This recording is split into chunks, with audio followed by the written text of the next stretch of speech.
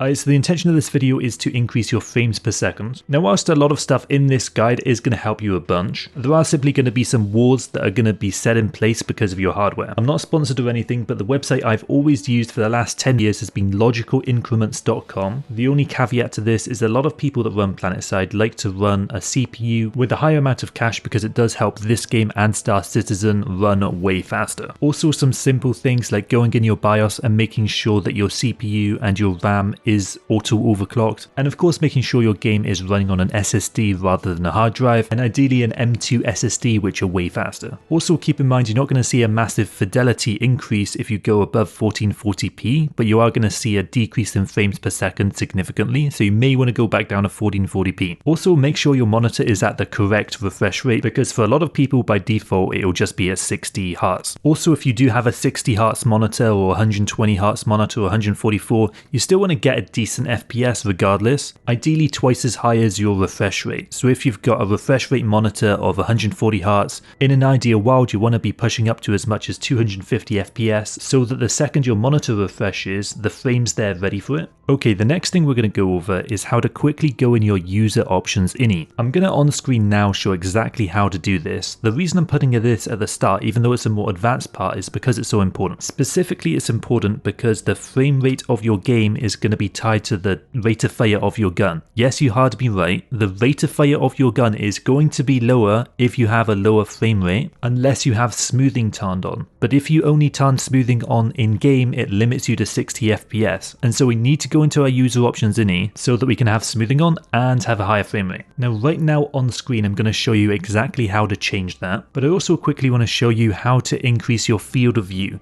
Generally most skilled players will be running it between 85 to 90 FOV. The only times people will generally run a field of view higher than this is if they've got a weird aspect ratio monitor. So again on screen I'm going to show you how to change your field of view in the user options ini. Remember it's only limited to 74 in game, so again in the user options ini here we can change our field of view as well. Just make sure that when you go in game that you tick the button enable wide view mode, or it will only make your gun bigger and not your entire screen. Alright, so now we've gone over that, I'm going to show you a more advanced version of basically how you can just turn everything off, and this might give you a few extra frames, and then you can slowly turn things on to see what your preference is over time. Now again, this third step here, turning everything off, you don't have to do, you can ignore this part of the guide if you want to. The only thing I'm going to massively push back against you guys on here are shadows, which do massively decrease your frames and don't massively increase your experience within the game, and so turning off shadows is probably going to be really useful for a lot of people. Whilst you're in the user options in here as well, you may want to decrease your infantry render distance to below what you can set in game.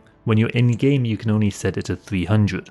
But realistically you can get away with 150 meters. I actually like 150 meters because anything above that generally isn't relevant unless it's going to be air to ground. It does train you into looking at your minimap more anyway, so it's actually like a useful thing to do for that reason as well. The next thing I'm going to mention here is you generally want to be running a crosshair. There's two types. You can run crossover from GitHub if you play in borderless windows. If you play an exclusive full screen, which arguably does have some minor benefits, instead you're going to want to run the recursion stat tracker, which has a crosshair that you can run in full screen mode as well. Oh, and by the way, the devs have said it's fine to run this, so don't worry about that. The next thing I'm going to quickly mention here is 99% of people which are even slightly good at Planetside, or to be honest any fast person shooter, is going to turn off Windows mouse acceleration. Now if you're like me and you don't have enough space to move your mouse around and you kind of need some form of acceleration, we're instead going to run raw excel and we're going to make it run on Windows by default. The reason we want to run raw excel instead of Windows is because Windows increases non-linearly. Oh, also the next thing you might be wondering is, am I CPU bottlenecked or am I GPU bottlenecked?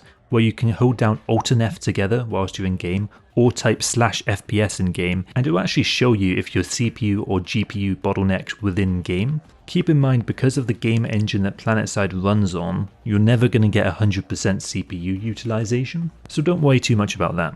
Next thing to quickly mention here as well is when you go on the startup tab of your Windows Task Manager, make sure that you don't have a bunch of bloatware that's making your computer run really slow. If, like myself, you like to watch videos whilst you play the game, you're either going to want to make sure that hardware acceleration is turned on or off. This is going to depend if you're GPU or CPU limited.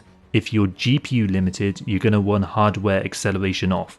If you're CPU limited, you're going to want to have hardware acceleration on. If you do generally have another tab open whilst you're playing Planetside, this is a massive tip. Although of course ideally you wouldn't have other tabs open whilst you're playing the game, because it will have like a real impact on how fast you can run the game. In Windows settings as well, you may want to turn on high performance mode rather than the balanced power option. You may also want to adjust the following settings, simply because it actually makes Windows feel a lot more nicer to use in my opinion, but it does also give you apparently a few extra frames. If your graphics card is NVIDIA, and I'm sure AMD has an equivalent, you can go to the NVIDIA control panel and you can actually go to your monitor that's playing Planetside and you can increase the vibrancy, which just makes Planetside feel a bit better to play. Alternately again, if you're on NVIDIA, you can hold down Alt and Z whilst in game, or whatever shortcut it is for you to get the in-game overlay for NVIDIA up. You can add in some really nice visual improvements to Planetside which will make the game feel really good, simply in terms of visuals. Now keep in mind, if you do want to add in this visual buff which does make the game look way better, it is going to decrease your frames but also increase the amount of latency that you're going to have, and obviously with this game predominantly being a fast person shooter, a few frames of extra latency ideally isn't something you want. But for some people, including myself at times, it can be worth the trade-off simply because of the increase in graphical fidelity relative to normal Planetside. Like honestly, it's better than having the graphics on high or even ultra in my opinion. Going back here quickly as well, on the NVIDIA control panel, if you want to go a bit extra, you can do these settings as well, which are likely to give you some extra frames as well. There are a few other additional nuances that I do want to add in here as well. If you put your overall graphics quality onto high instead of on low, and I believe the same can be said for medium, when you look through spawn room shields, it's going to be a lot more difficult to see out of them. And so for myself and a lot of people, even if you want to have your graphics on high overall, generally I'd encourage you to run this specific setting on low regardless. Late in 2022, the devs did also add in anti-aliasing. I would encourage you to keep this off because I believe it does decrease your frames by a decent degree. Now if you are GPU limited, you might be thinking if you want to upscale your game. Generally speaking, I wouldn't encourage it because of the Planetside 2 devs implementation of this technology, from what I understand, hasn't been that good. And so you're not going to see that much benefit relative to the graphical fidelity that you lose. As you've probably noticed, each version of this guide over the last few years has got more in depth, and the information's been very succinct without losing any of its nuance. If you do want to support videos like this, feel free to add in any additional nuance you would give, and to include it in the next iteration of this video. If you did find this video informative or helpful, I do encourage you to say thanks in the comments, leave a comment, and of course do subscribe.